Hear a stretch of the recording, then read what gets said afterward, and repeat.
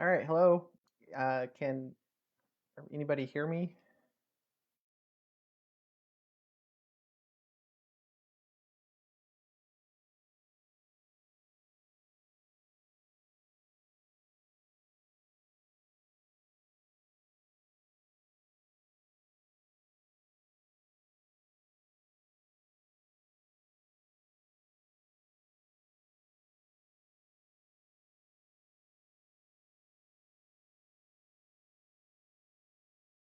Oh, great. Thanks.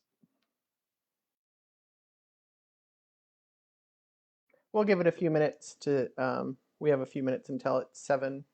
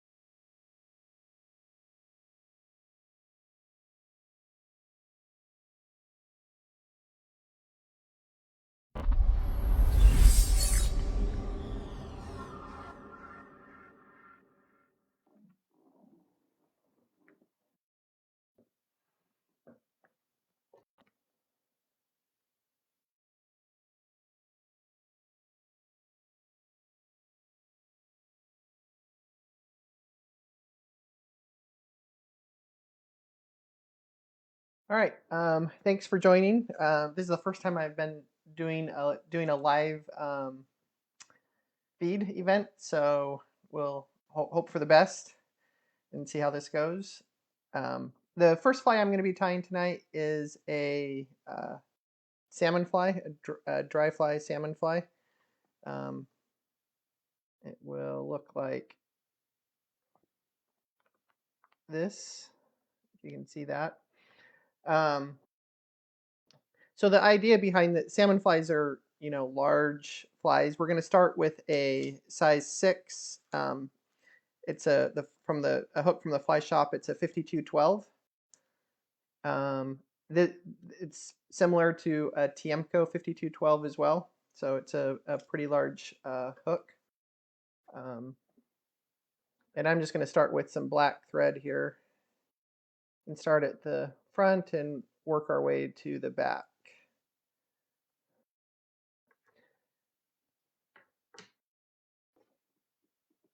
Oh, and you can either use black or brown goose biots.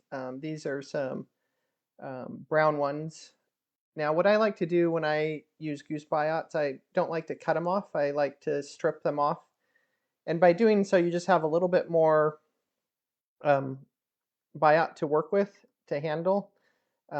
If you cut them off, they'll just be a little bit shorter and it's a little bit harder to handle.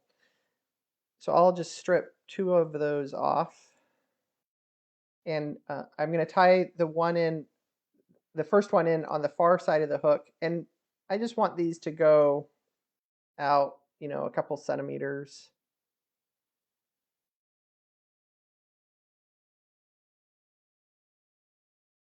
And I just did 2 wraps of thread there, and then I'm going to do the near one, and these are going to be the tails for the salmon fly. You can also use hair if you want, and then I'll clip those off and tie those down.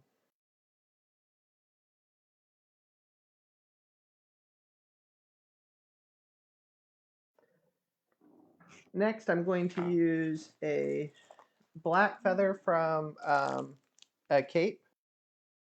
This is the pro grade cape.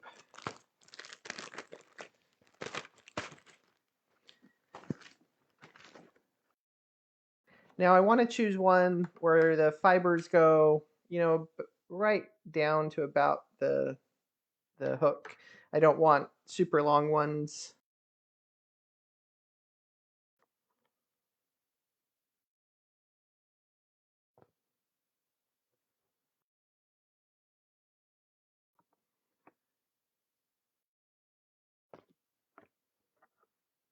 All right, I'm trying to.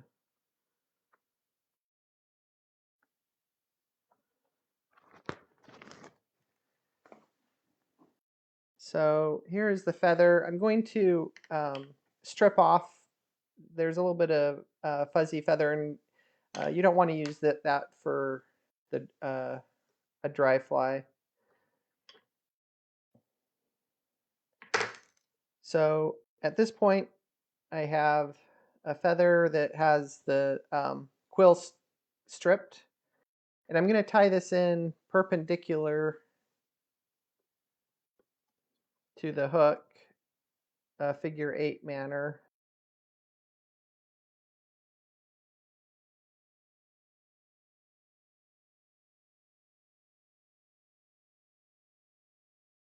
And then just tie that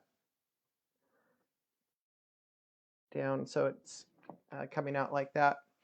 Now for the dubbing, I like to do a mixture of dubbing. So with this one, I'm going to take, so this is from the Fly Tires Dungeon. I'm going to take some flame, and I'm going to take some hot orange. And it's called Czech nymph dubbing, but it works for dry flies as well. It just has some sparkle. So I take equal amounts of both the flame and hot orange, and then I'm going to take some rusty spinner dubbing as well. So why I like to use the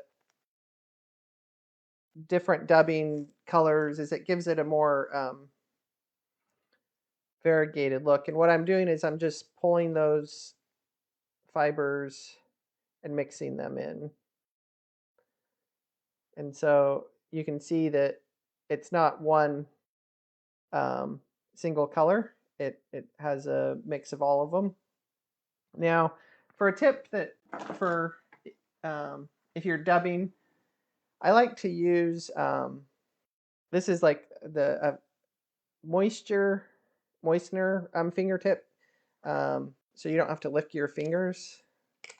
So I think they use it in banks and stuff if you're counting money. So you can just run your finger on that, like that you're going to do the dubbing with, and then that dubbing is going to go on a lot nicer, and you don't have to keep on licking your fingers. I'm going to make a dubbing noodle that will go estimate it to hopefully go the length of the hook.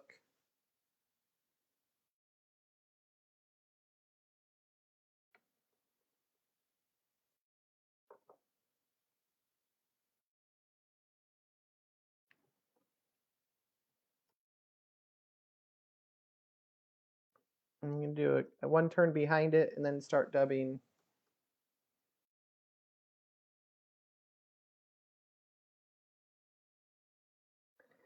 You want to leave some room to tie in your hackle. I mean your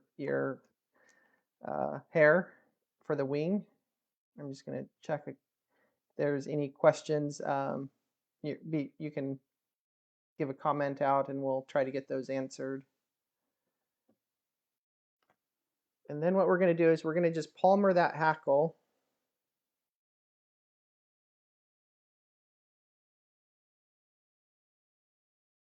Try to do it evenly.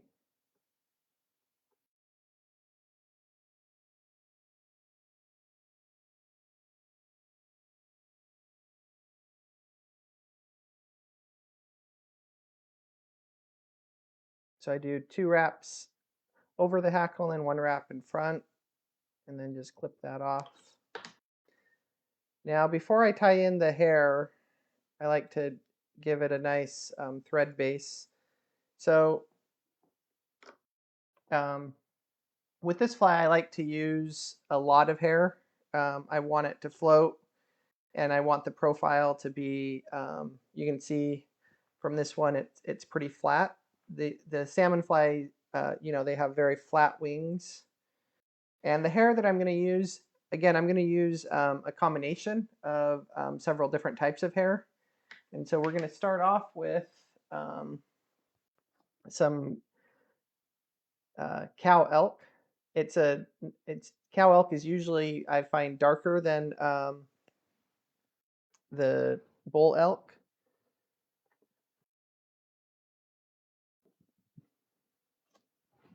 So I will cut a chunk, and this is a pretty good chunk, and then I clean out all that under fur and smaller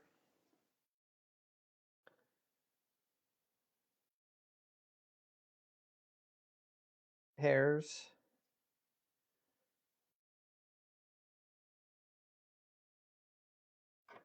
And I'll set that down. And then what I'm going to do is I'm going to take some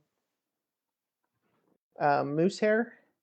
And this moose hair, I don't know if you can see, it's not all black. There's some brown colors in it.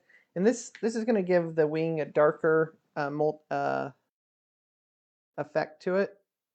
And moose hair usually isn't used for wings, but if you use it with other hair, it works pretty well.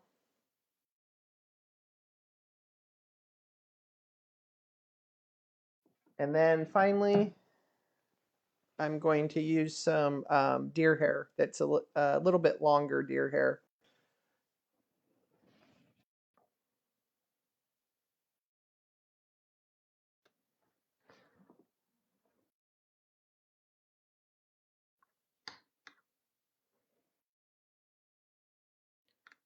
This has a little bit more static in it than some of the other hairs. So what I'm doing is I'm laying all those in, and if you can see, then we'll just mix those all together.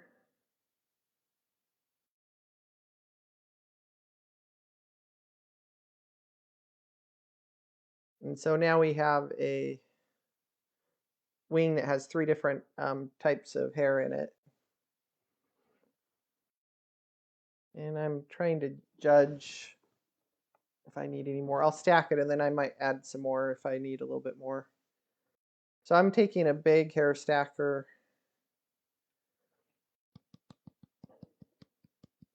And I've learned that to stack using my hand so it doesn't disrupt the rest of the house.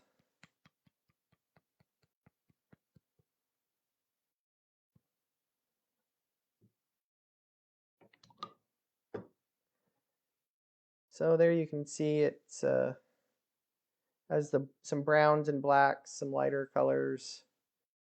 Now, I want the salmon fly wing to go out quite a bit further than the body, just past the tail. So I'm going to, in my right hand, hold it and measure it until I get it to where I like. Now, you don't have to, there might be a few strands that are around, but we'll take care of those all at the end. And then what I do is I switch, holding these to the left hand of where I want to tie it in. So I want to tie it in right about there. And then I take 2 loose ones and then slowly tighten.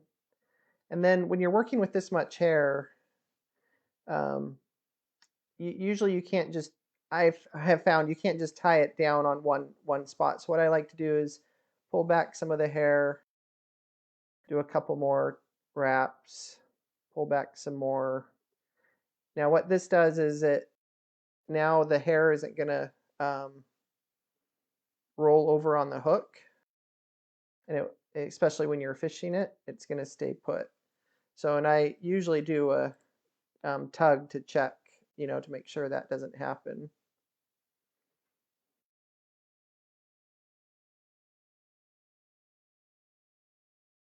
So that's in there pretty good. And you can always go back and do a couple more. It's sort of the head is sort of a mess, but we'll clean it up in a little bit. So you can do a couple wraps at the eye, and then we're going to tie off the thread in front of all the hair and right behind the eye with a whip finish. I recommend, if you don't know how to whip finish with your hand, it's easy to learn and very convenient for applications like this when you have to hold back. And all right, at this point, we have all of our hair. So we're going to separate that hair, and then we're going to cut off the head to make the head. And I'm going to just trim that up a little bit. We have a few, and if there's a few fibers, you can trim those.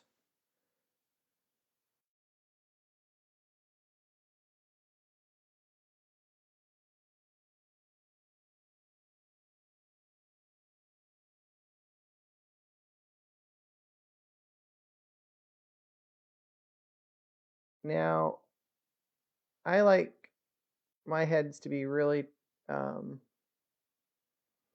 tight, and so what I'll do, I'll hold all of those back, and then I take a lighter and then just clean up the head by singeing the fibers. You just have to be careful that you don't burn your whole fly off. And then you just sort of rub those down a little bit, and it provides a really clean head. So you can see that. So this is one trick. So the next trick, if your hair goes up like that, I want it to lay down as flat as possible. And so what I do is I take the fly out, and I have a cup of water, just like this, and we'll see if we can, you might be able to see better. So you take the fly, I just dip it in the water. You don't have to, just, 1 or 2 dips. I take a rag. I just want it damp. Then what you do is you take, for this, I have a large straw. This is a 1/2-inch straw. And you're going to just put it in there, and then you let it, we'll go back to this one.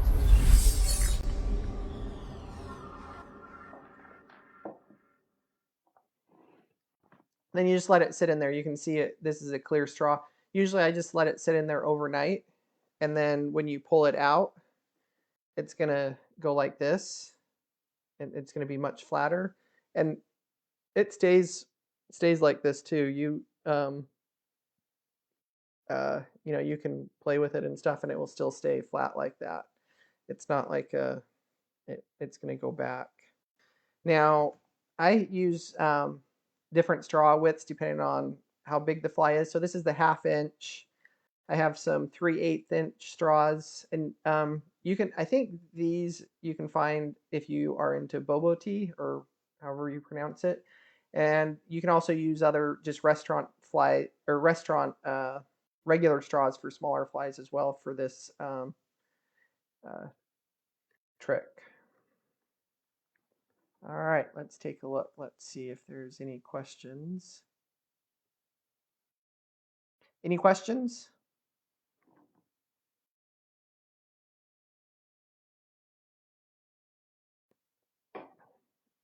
All right. Let me just clean up just a little bit and we can do the next one. Thanks, Frank. Appreciate it.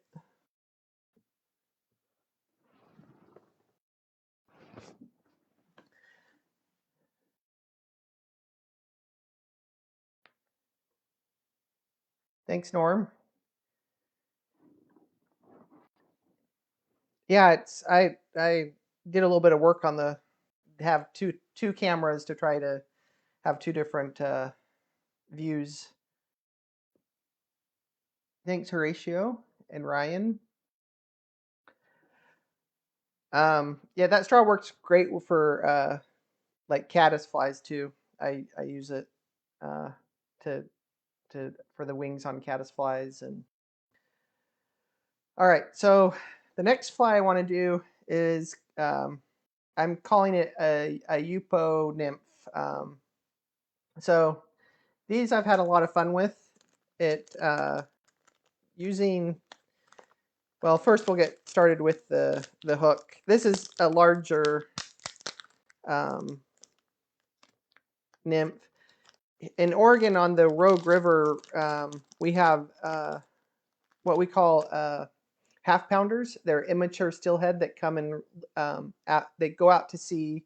They live in the sea for I think 6 months to a year, and then come back and live in the river.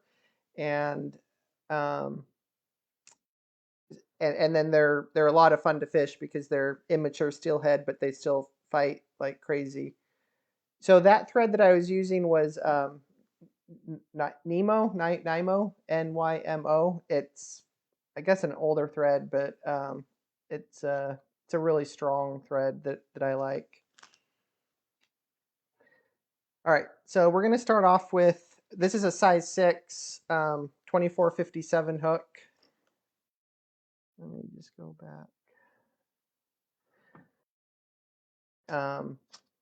And so it's a curved nymph hook, and I'm going to switch threads.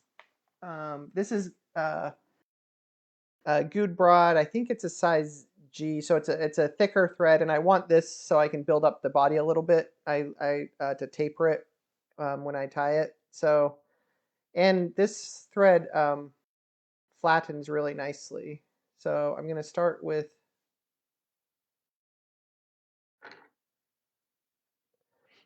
that, and you can see that the thread is untwisting, so it's naturally untwisting, which is going counterclockwise, and then you can get a very flat body by doing that, and it can be very smooth.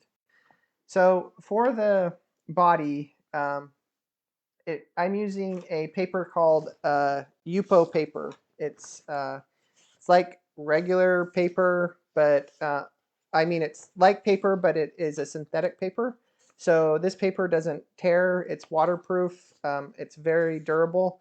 It comes in different thicknesses, and so this is the thinnest one you can buy. But it's still, if you try to tear it even with the thinnest one, you can't.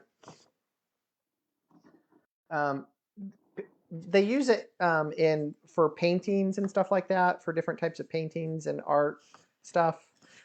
So what I do is I've been playing with this for several years, and let me just move some stuff out of the way so I can show you better. So what I do, so you can color it a lot of different ways. So you can just use markers to color it. You can use alcohol inks. That's a fun way to color it. But what I have found that I really like is I use spray paint, and so I spray paint it, and then they have a textured spray paint. So I'll do like a thin or a very light spray paint undercoat, which would be the green. And I don't know if you can see here, I'll do like a lighter green, and then I'll do a darker green. And then the black spots are like a I think they call it a textured spray paint. And so that gives it a very unique look. And so just to show you some of the different examples, here's one that I wanted from chartreuse to black. I was thinking of like green butt skunks to use it for that. One that we'll use on the next fly is this orange, and if you ever, and it's very UV. I bought the fluorescent colors, so if you can, I don't know, yeah, I don't know if that's going to show up, but it reflects UV really well. Then what I do is I just take a ruler and I cut strips out, and I try to taper the strips. And so what I do, and then after I've cut up a bunch, yeah, here, I place them on a sticky note. So the sticky part is there, and so it keeps them, I can sort of see the ones that I want to use. And you can see how they're tapered. And so we're going to just do a green one. So you can see here, let's go like, there's the green one there. You can see the taper. Now, when I first started doing this, what I would do is I would try to color a black line or a darker line along here before I cut it to give it a darker edge. But I found that is, that was sort of tricky to do. So what I like to do now is what I'll do is I just have some scratch pieces of paper. And what I'm going to do is on the back side that just is white, I'm going to take a darker color marker, and you actually get some good effect. So this, I'll show you what this is, just a blue marker, and it just has a broad head like that. And you probably can't see this, but I'm going to just run that. And sometimes I have to do it twice. And you can see what happens is that it will create an edge. And so sometimes like purple and blacks, I mean browns, they all work, but they'll create a neat effect on the body when you tie this in. And if it, like, I'm just going to do one little bit more, and you have to, sometimes it will overwhelm it. So after each time I just look at it. I just want a subtle, for it to be subtle. And so what I'm going to do is I'm going to take this, and this one's tapered pretty good. If it's not, sometimes I'll cut it so it's a little, so it tapers really nice. And I'm going to catch that with the thread and then just tie that on the far side of the hook. Now I'm going to be careful. I'm going to be, when I go back, make sure I'm wrapping edge to edge, so it, and this takes just a minute to do this. So what I want to do is I want to have a slightly tapered body, and so I go forward and then I go back. But when I go back, I'm not going to go, whoops, untwisted it too much. I'm not going to go all the way back. I'm going to go back to like right about there, and that will create the taper.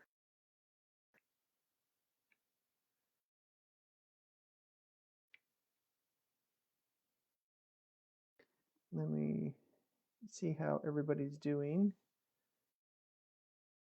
So the name of the paper is, well, I'll just type it in here, Yupo paper. Yupo paper. Oh, not paper, Yupo paper. It wants to do an autocorrect to Yupo paper doll. There we go.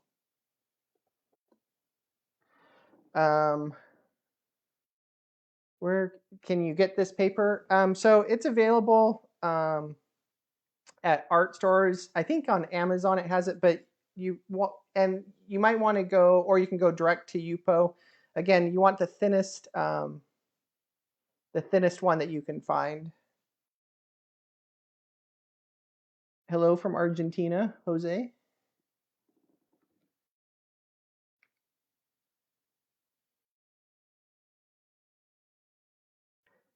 If you go to my Instagram page, you can see a lot of examples that I've been doing with this.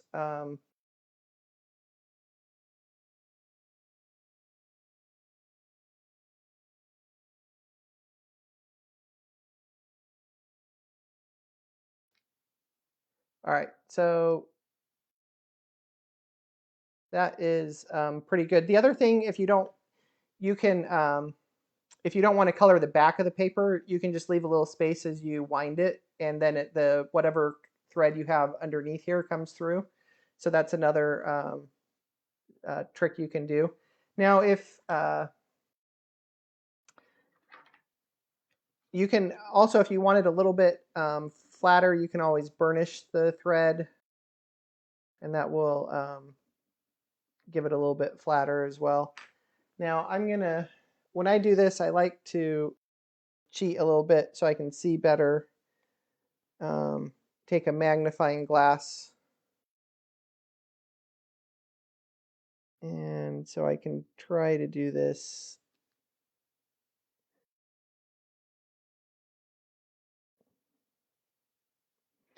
Now this I'm just going edge to edge, and you can sort of see that blue edge just come through a little bit.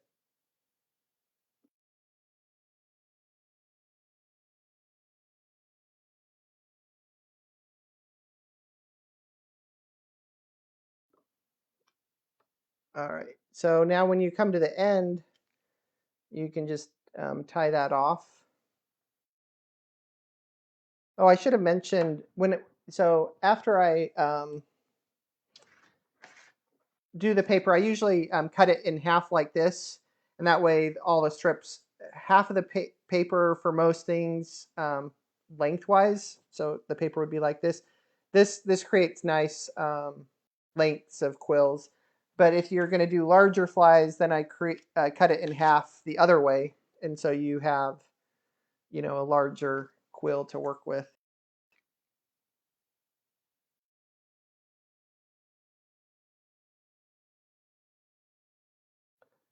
All right, so I'm going to tie off this thread because I'm going to use a thinner thread to finish off the fly. So even though that it's waterproof,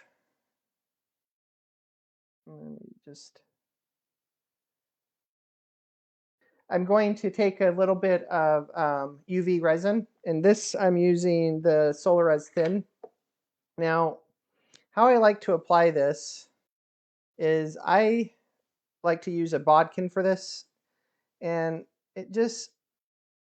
I find that using just a little bit goes a long ways. When I first started using UV resin, my results weren't great, and it would I'd have lots of extra resin, and I was like, oh, that's not good. So I found using just a little bit. And the other thing, if you're doing this yourself, I found sometimes the markers, depending on the marker you use, the UV resin might run a little bit. So just to give you a heads up on that. All right, so now if I have too much, sometimes I'll just take my finger and dab it, and it will come off. Then, and I don't know how well that shows up, but you can see it really glows under that UV light. And the textured spray paint gives it a molted effect. So if you can see that molted effect come through when you're doing the UV. I do like the Norvise when I'm doing UV. I can spin it and then it just dries all of it. All right, so I'm going to adjust the hook a little bit, and so I can um,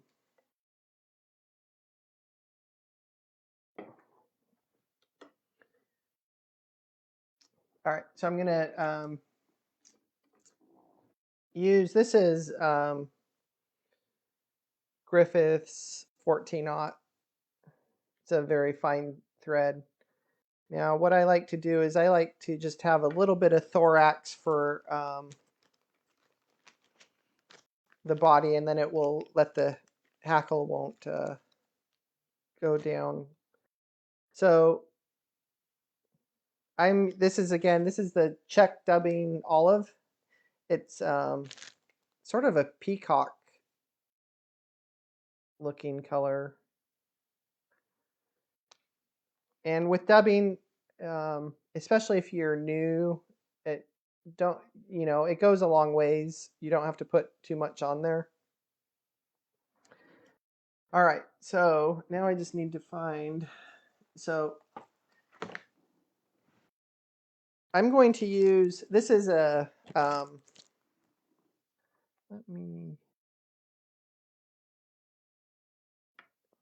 this is a Herbert variant hen saddle. Some of the variants are just amazing. This one has the it's dark, but then it has the edges are all have a lighter color. And so I'm gonna select a feather. Now, depending on how much hackle you want, you can do, a very sparse one. I think I'm going to do a sparse one on here. What I like to do is strip all of the extra stuff away, and then depending on how long I want it, so that's a pretty good length of how I want it.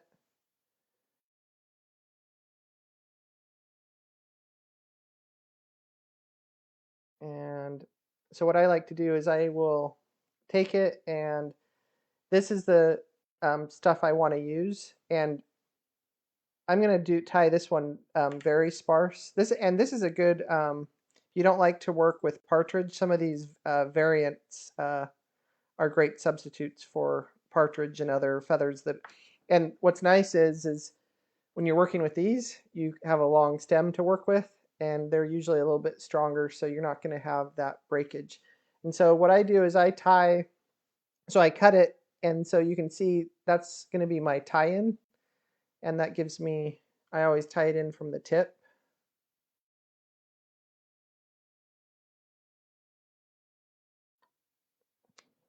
Now, since I want it super sparse, I'm just going to do one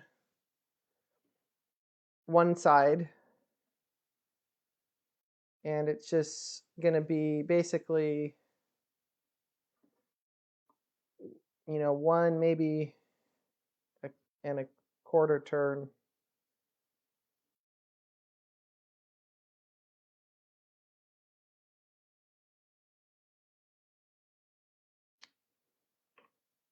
And then we're going to tie that off, and then we're going to just make a small head.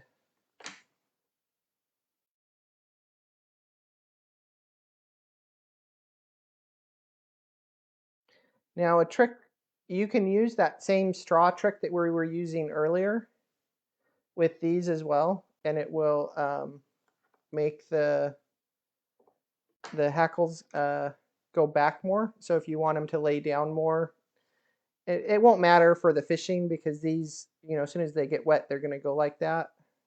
And you can sort of separate those barbules too. But you can see that that's a super fishy looking. But you can do the same thing. You can dampen these and then stick them in a straw, and then they will lay back and as well. Let me see if I have an example of one that I don't see one right off the top. All right, so just one sec. Let me see if there's any questions. Oh, the hackle. So this is a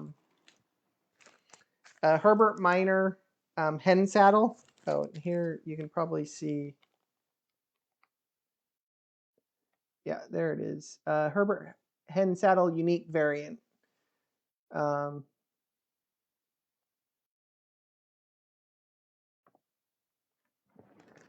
Thank you, Frank.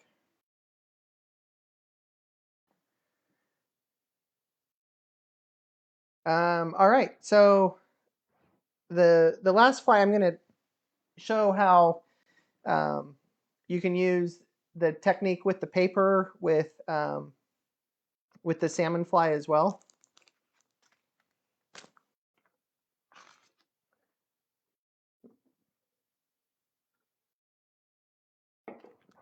All right, so we're going to go with a TFS 5212, which is a long dry fly hook, size 6.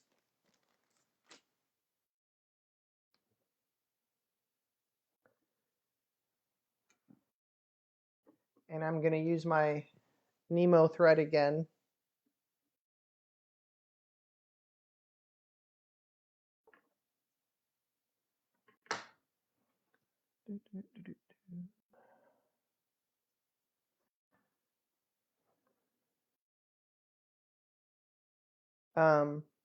I was going to do a little bit different, but I don't. Well, we'll just improvise. So I was going to do a little bit of crystal flash,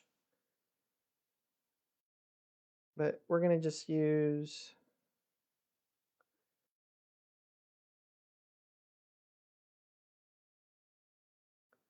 a little bit of dubbing to give it a little bit of sparkle. And we're still going to do the goose biots. I'm going to just change it up a little bit, make it a little bit more fishy.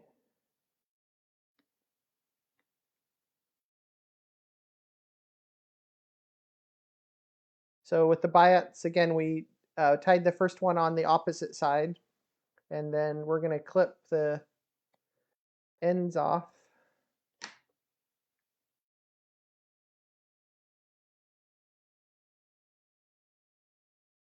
All right, and so you can sort of see how that splits. And I probably should have been, so with this synthetic paper, you want to sort of be, I'm trying to get my underbody even. I didn't pay enough attention to it earlier. It doesn't matter a whole bunch, but like with floss, but. All right, so we're going to take, I have one orange one just to show you again. So we're going to take one of the orange ones.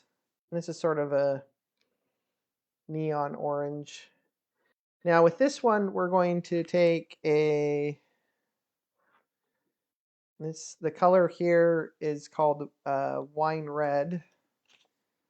Again, it doesn't matter too much. I just want a darker color to help build that segment a little. It's sort of like almost a brown, but with a little bit of red in it.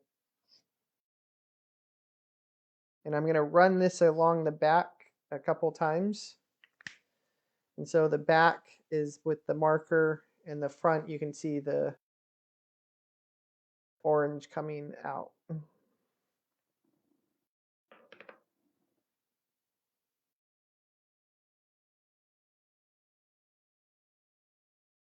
All right, I'm going to tie it on the far side of the hook,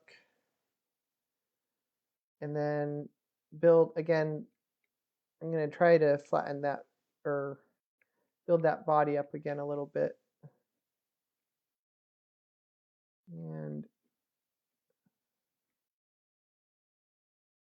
I'm going to leave enough room because I'm going to put hackle on the front of that. And the idea being, that's more the legs. So I'm going to use my magnifying glass again.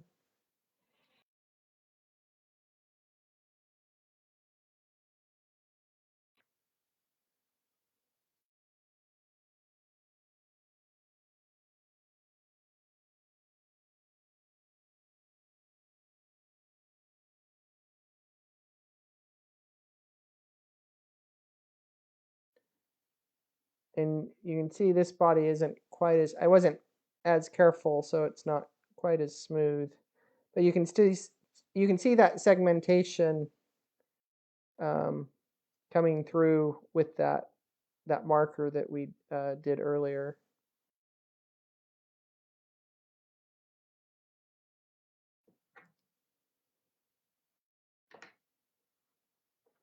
So that creates, in my mind, a really nice looking body. All right. So we're going to take the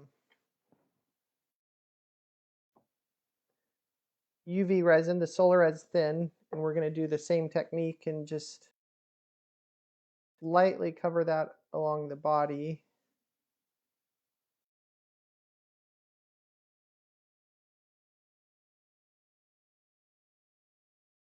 And that probably will be enough of it. Again, don't put too much of that resin on there.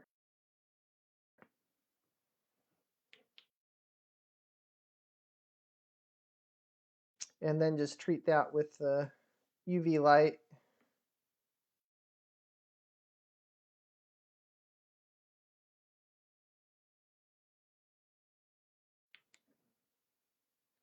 All right. So for this, we're going to take hackles from two different capes. I'm going to use a black hackle from just a whiting cape. And this one I want a little bit longer because I want it to flow down a little bit more.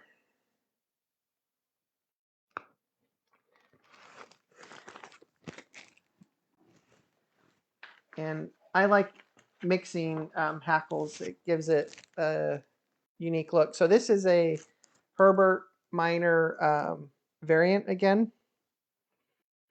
But it's sort of a brown dun, has a little bit of dun in it.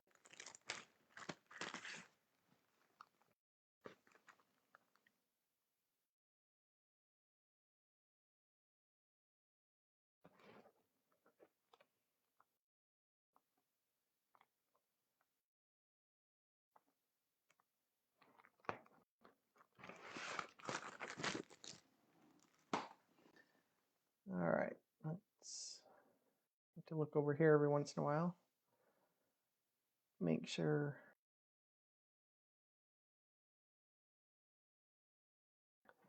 All right, so I'm gonna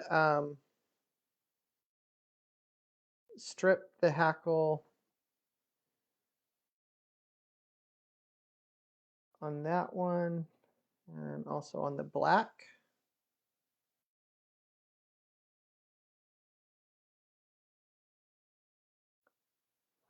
So we have two hackle pieces, and I'm gonna place those together like that. So the curve is going back towards the back of the fly. And I'm going to tie them in at the same time. So I like to tie them in perpendicular to the hook and then tie the loose wraps around. So I'm going to take some of that dubbing that I mixed from the first fly. And I'm going to use, again, the fingertip moisture to help with the dubbing a little bit. And this, I just want a little bit with the hackle. If you have, this is a good technique also with other flies to use a little bit of dubbing to lay the before you hackle. It will create give the hackle something to lay into. And I still want enough room to, we'll make that work. And so we're going to just wrap them both at the same time. What I am going to do with these is as I wrap, I'm going to just pull those back a little bit out of the way.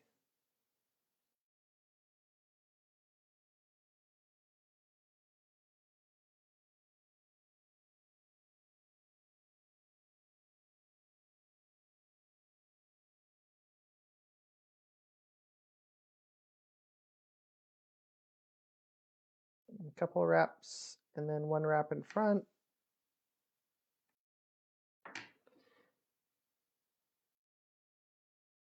All right, so those are going to act as the legs for the stonefly, and I really like the look of that, and with the orange body that those stoneflies have. All right, so I'm going to use the same technique with the hair. We're going to take some cow elk.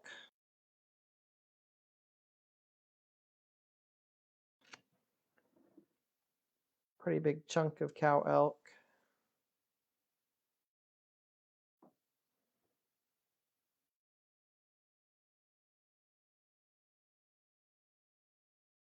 Set that down, and we're going to just take a little bit of the moose.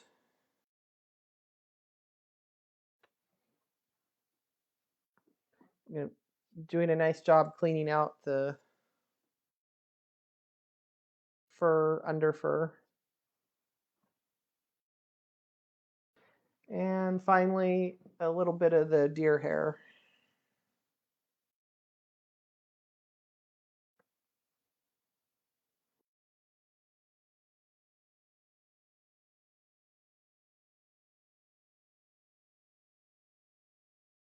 All right, so I'm going to take these and just mix all that hair together before I do the stacking. And so you can see here, it's sort of a big mess. And you can do a couple pulls to clean that out too. And then give it a couple good thumps for the stacking. And it looks pretty good.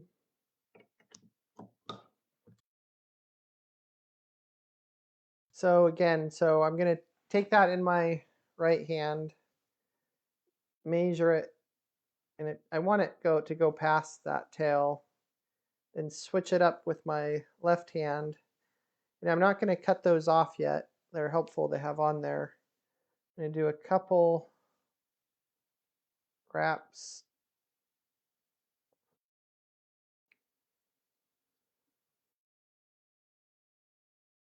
And then go through that hair to make sure it's secure down. So I'm going to keep on pulling it back a little bit.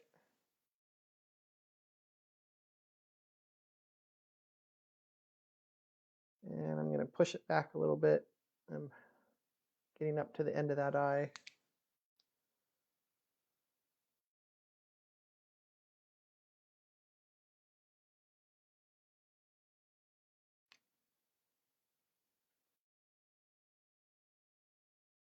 All right, so you can see it's sort of a mess now, but we'll clean that all up and have a presentable fly here in a minute.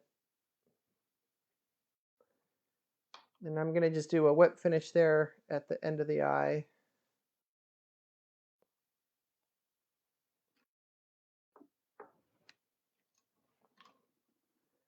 All right, so now we can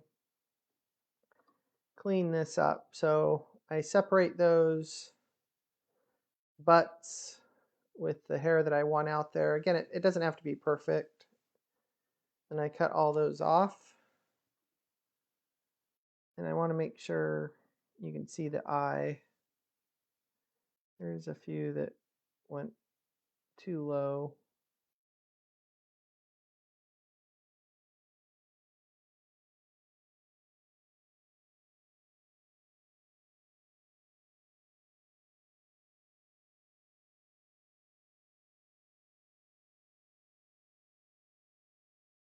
Now, before you use the lighter, you do want to get it trimmed up as much as you can. If you have too much hair out there, it will have a tendency to just burn it all. So you just want to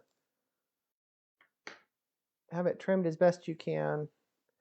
And then when you're doing it with the longer hackle, make sure when you pull it back, that hackle is pulled back too. It likes to catch fire. And where did I put my lighter? There it is.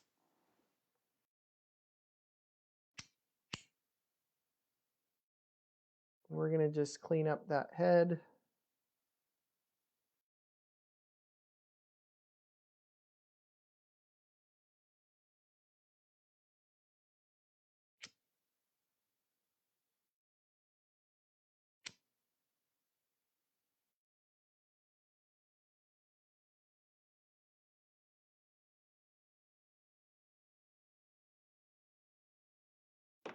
All right. So now what we can do is we're going to do our straw trick again with this one. So you can't probably see the water, but I'll just off camera dip that, dry it off so it's just damp. You don't want it soaking wet.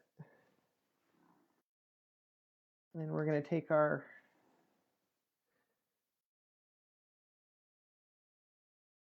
fly and put it in this straw and then let that dry overnight. And this will be, you can sort of see how this one looks with that hackle in the front and the Yupo paper body. Let me go over and check the comments. Thanks, Colin. Appreciate it. Oh, hello from Patagonia, Rodrigo. Thanks for stopping by. Thanks, Norm. If anybody has any questions about the paper or you can't find it or something, let me know, or any of the other techniques. The easiest way is probably on Instagram. Just send me a note. Or I think my email is also on the whiting page too, so you can send me an email too. Thank you, Susan. Thanks, Jeff. Appreciate it.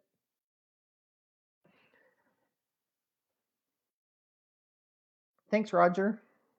Any questions?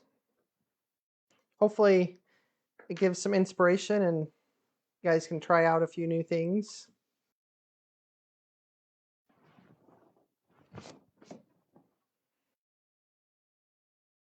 Yeah, this works as a October caddis too. With the orange body, it would work well for an October caddis. Hey, Sean. Glad you could join. Miss seeing you the last couple of years at the shows.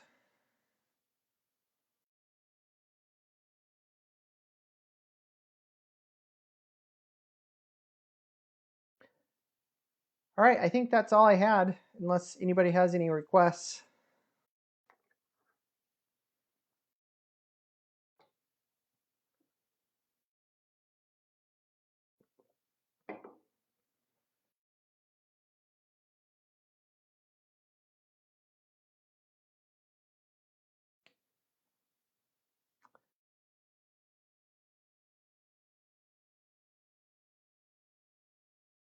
Oh, thank you, Susan. Yeah, I love love my Norvise, but I like a lot of the other vices too, so I switch them up.